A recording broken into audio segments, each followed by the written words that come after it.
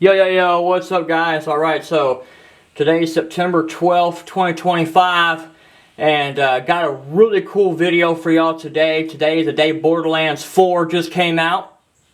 Okay, well, yeah, that's definitely true. But we're gonna go ahead and hit 1,000 rounds through this gun. Let's do it.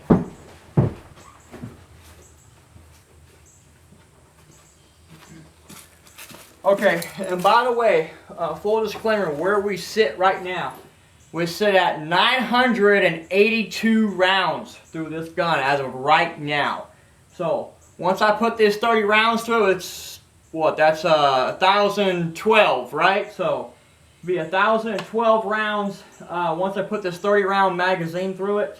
And I'm going to give y'all guys the full details of everything I experienced with this rifle, getting up to 1,000 rounds. And once again, I want to go ahead and give a big thank you to my brother Johnny for donating the 660 rounds that I was able to get through this gun. That really helped out a lot, so thank you, Johnny, for that. And, well, I guess enough talking. Let's go ahead, let's get to 1,000 rounds here, guys. And I'm going to give y'all my full experience here with the Wolverine. Okay. Okay, we're on safe, yes. Okay, and this is X-Tac 55 grain full metal jacket. Woo! 1,000 rounds to my birthday gift, here we go.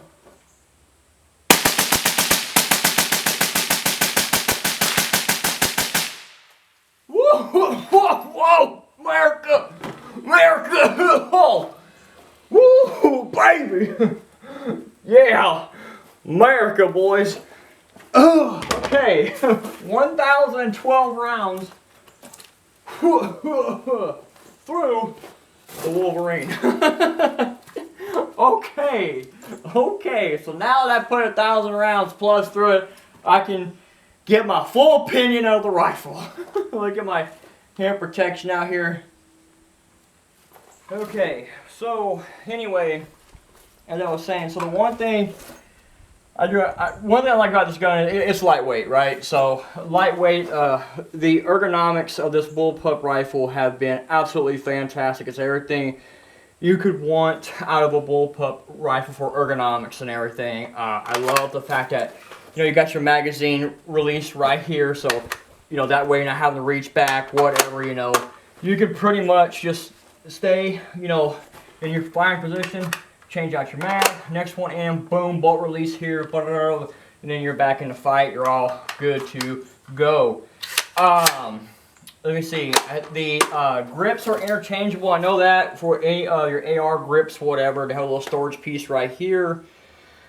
It ejects right out the right hand side. It's got a gas regulator on there, really appreciate that, get this thing dialed in to where I need it. M-lock slots, like I said, fantastic trigger for a bullpup rifle. And you know how the Wolf rolls, man. I gotta have a 20-inch barrel, 5.56. I want the most velocity I can get out of that round, just in case. We do live in a bad world, unfortunately, but there is good here. Anyway, so 20-inch barrel, nice compact package, man, even with a suppressor up front and everything. Got plenty of rail space up front. Go ahead and mount your, scopes, optics, what have you. Comfortable cheek piece, nice rubber back pad. You have your slots back here for attaching a sling, if need be. Probably be a good idea to do that eventually for myself, actually, so I can carry this gun properly. Let's see. What other benefits? Well, I can tell you one thing. Taking it down, it's not as complicated as you think, actually.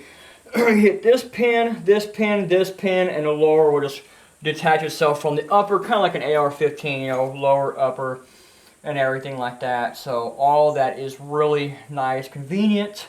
Handling the weapon is very effective, I would have to say. If I was living through bad times like that, I hope I never live to see, I can say this would be a real easy weapon to engage multiple targets with. reload out of my vest, get back into the fight. Your bolt release, like I said, it's right back here. So drop, boom, boom, bolt release, okay, you're good to go. Now, I'm about to give a lot of negative, unfortunately. Here comes the negative parts, man. So, when I got this gun, brand spanking new and everything. So, these magazines, so these are MFT mags. Now, the gun actually came with a P mag, so they're probably recommending that you run P mags.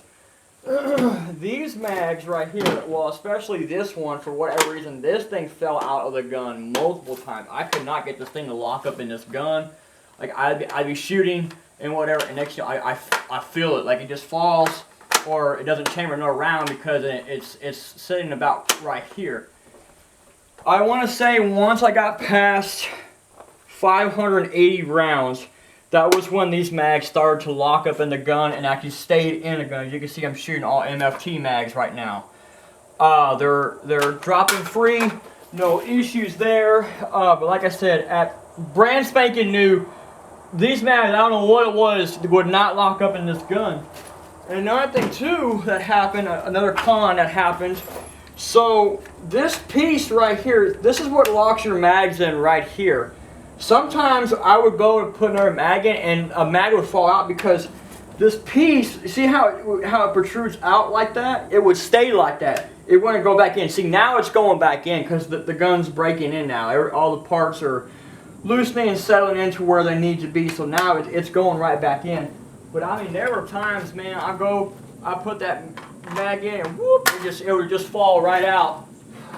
So, there was that problem. Now, the one thing Desert Tech, they talk about too is the heat dissipation, how, like there's not a lot, like they took a temperature gauge, right? And they're like, oh, okay, yeah, it's not bad here, not bad here, yeah.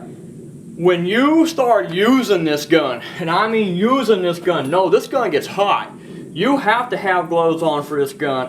I hate to say it like that, but no, there's parts like you go, oh shit, like it'll be hot. This gun will get hot. You know, even this part right here will get unbearable. Once you get over 200 rounds, and I mean like you're shooting, man, this thing will get hot. You will feel it. You will feel that heat coming off that barrel right here. Realistically, I need to put a forearm grip here. I'm going to do that. Right now I'm not doing it because I'm putting it on a rifle rest and shooting at a distance right now. But I will eventually put a grip there and that will probably help out with that, getting that heat off my hands. But no, it does get hot. You will feel it if you're doing a lot of shooting. I mean, if I wasn't into times, oh yeah, man, no, I would have to be in engagement with gloves on. I would have to, because this is going to get hot right here. Let's see. So yeah, mag's falling out. The heat.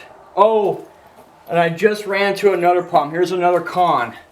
So we just hit 1,000 rounds. Now, when the gun was at 950 rounds back over here, this piece actually came out of the gun, and I am so thankful I felt it, man, because I'm sitting there, I'm on my rest right and everything, and I'm in a chair and I'm shooting. I feel something hit my right leg. And I'm like, stop everything. Just stop right now. Don't shoot another round. What just happened? And what it was, I felt this ejection port piece it came off. That bolt right there actually fell off. That's what actually hit my leg. Let me see. I think I got a picture on my phone here. I can go ahead and show y'all guys. And like I said, this was at 950 rounds right here. And you can see that is today, September 12th, 8:47 a.m. You see the back piece is sticking out of the gun. That little bolt came out and hit him. I'm like, stop everything. Don't even shoot another round. See it sticking out? Yeah, okay. I dig through the dirt. Thankfully, I was able to find that little itty bitty bolt right there. That thing is small. So, I think the question is, okay, fallout happens, right? The Nuka-Cola Corporation takes over. You got people in power armor advertising soda companies and everything. You know, you got the guy knocking on your door, prepare for the future, get your get your bunker slot now, get in there now, whatever. Okay, follow what happened. Boom. Would I trust my life with this weapon right here? So I'm gonna go ahead and say yes, I would trust my life to it. However, I am gonna red thread lock everything I need, thread lock down, like this piece right here. When I get the actual silencer that's for this weapon, that thing will be red thread locked down. Right now I have just blue thread lock on just the hubcap right here, but this part is still moving. Unfortunately, that's kind of throwing some of my shots. So yeah, no, I would trust it in that type of situation once everything is thread locked down and the gun's dialed in. However, one thing I can say is if I got into an engagement and after I got done with that engagement, I would check everything out on this gun. If I'm still alive, I'm going to perform maintenance and double check everything on this gun when I get back to base. That is one thing I'm going to do. Oh, there was one other thing that happened. Thankfully, I have a knowledge of how firearms do work. Yesterday when I was shooting, I was going to click no bang, click no bang, click no bang. Like, hey, what's going on here, man? There was a piece of primer stuck inside the channel where the firing pin comes out, and thankfully I was able to take all that apart. It's kind of similar to an AR-15, to be honest with y'all. It's not too different. And I was able to knock out that little primer piece that was stuck inside that groove. And then once I got that, I put the gun back together, and then the gun's firing just fine. But yeah, so like I said, I would red thread lock everything down. It needs to be thread locked down. Get a 4-iron grip because, like I said, this actually does get hot if you're doing a long strand of fire. But other than that, though, I love my 32nd birthday gift. I am just beyond thankful to own it. But I will admit, I don't think the gun is worth $2,400. I don't think that gun's really worth $2,400. I think they could be a lot more cheaper than that. You know, it's a good gun. It's a good gun. But $2,400, guys, I would say y'all need to work on that price, man, because that's a